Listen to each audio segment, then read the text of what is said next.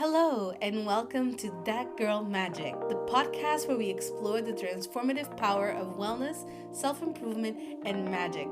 I am your host, Karina Franco, and I'm thrilled to embark on this journey of discovery with you. Hey, I hope you are doing amazing, and I hope you're having an awesome day. So, we are officially halfway through November, and I wanted to come on here and help you out. I believe that a lot of people are feeling really overwhelmed because they're looking at their yearly goals and they're having high expectations. And at the same time, there's the holiday stress because of Thanksgiving and Christmas and Hanukkah and all these moments going all the way around. So I hope that I can give you a couple of tips to help you prepare your mindset for the end of the year. So, why does the end year reflection matters? As at the end of the year approaches, it's really easy to feel pressured to meet your goals that you haven't done. You feel like you haven't done enough. So, I really want to shift the focus today on how we can feel good about the progress that we've made so far. So, first, I want to release the pressure. The idea of finishing strong and trying to do it all and try to push it all, it can just be harmful. You can just create so much stress, so much burnout, so many unrealistic expectations from just wanting to do it all. There's only X amount of, no, X amount of months, X amount of, no. And one thing is taking care of those small little things that you know that you can do. Another thing is like, let's imagine that you put a goal to lose X amount of weight and you're still quite far away to go. You're not going to starve yourself just to make it happen because that's unrealistic. You need to identify what makes you feel good by the end of the year. And if it's either quality time with family, resting, or even reflecting on what you have done so far, you need to let go of the goals that you weren't able to do. Just s- go ahead and pass them to the next year. You still have time. There's always time to continue and doing more and continue improvement. It's best to celebrate what you have done so far than to push down what you still want to do. You're not going to be better at the end of the year just because you've done it in a rush. You're not even going to appreciate it. And that's what I wanted to go into the next part. You need to practice gratitude for what you have accomplished. I personally do this and I advise people to try it. Do a year in review. No joke. Write down 5 to 10 things that you are grateful for, both big and small, about this passing year. What have you done that you're so happy with, that made you feel so good and so accomplished and so great? And that could include anything, meaningful moments, personal achievements, even maybe moments that were really hard for you, appreciating the resilience and the strength that you felt, appreciating people in your life that have supported you. Do a list of all those things and look back and think, oh my goodness, I do have a couple of things that I'm really happy for, that I'm really grateful for.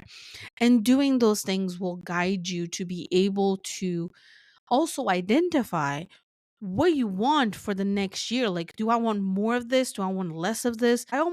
What I do is that I go month by month and I think all the things that happened in that particular month and not only appreciate the good things, but also learn from the things that weren't so great and also understand that everything is a journey, not a destination, you know, and make you feel amazing about it. Like, it makes me feel so great looking back on certain things in my life and other things I'm like, you know what? This was just a lesson that I needed to have, and that's okay. And since we're talking about goals, setting small intentional goals for the holiday season. And I'm specifically saying holiday season because it is a moment of people's lives that is quite exhausting. It's quite nerve wracking. It makes you feel not particularly the best. So I need to say focus on the experience, not the accomplishments. Focus on feeling good, on being around your family, of being around yourself, of loving yourself, doing a hobby that you enjoy. Practice gratitude, set boundaries, be kind to one another, take time to reflect, and also find goals that align with your core values that make you feel good within yourself, not just for the sake of appearing good to the outside sources. Because what matters at the end of the day is how you feel, not how anyone else feels about you. Something else that you can do is actually journal and reflect about it.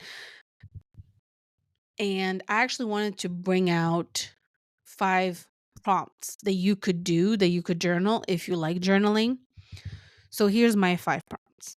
First, what are the 3 things I'm proud of this year? Second, what lesson had the biggest impact for me in 2024? 3, who or what am I grateful for this year? What would I like to leave behind as I move into 2025? What intention or theme do I want to carry into the new year? I hope you enjoy those ones. The next thing is managing expectations and embracing balance. Avoid the overwhelm that happens during the holidays, the expectations, the way you should do, how you should decor, how the food should be, how that should be, how you should be dressed, how the house should be, who do you want to bring into the house. Calm down, set boundaries, and prepare. And also be okay with being good enough instead of perfection. No one is perfect. Nothing that you'll ever do will be perfect because we are humans. Humans aren't perfect. What you need to understand is, do you prefer your family being happy, or do you prefer having the perfect thing? Do you prefer to taste the food that you've made, even if it doesn't look pretty, and being a bomb ass food versus it looks pretty with no flavor? You wouldn't like to see a picture of a dress that looks perfect in the picture, but then it's extremely itchy that makes you feel horrible all night. Is that what you want, to look perfect? What's the point of looking perfect if then you look back and you're like, damn it, I really didn't enjoy myself? Is that the message? Not enjoying yourself?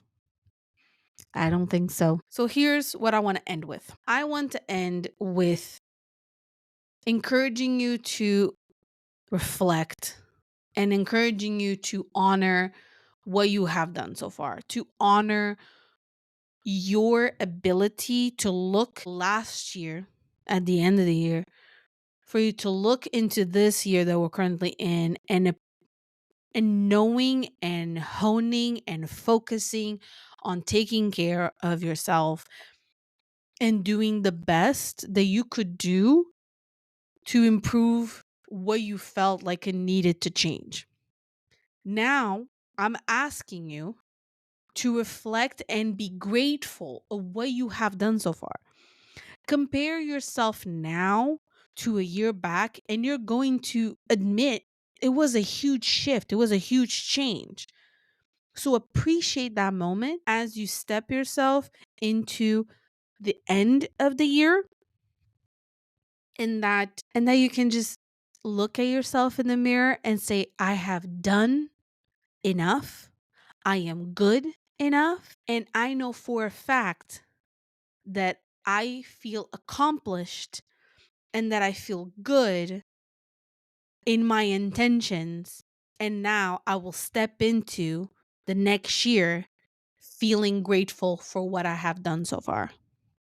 That is the key. Don't forget to follow That Girl Magic to stay updated on new episodes. Let's unleash our inner magic and create the life of our dreams.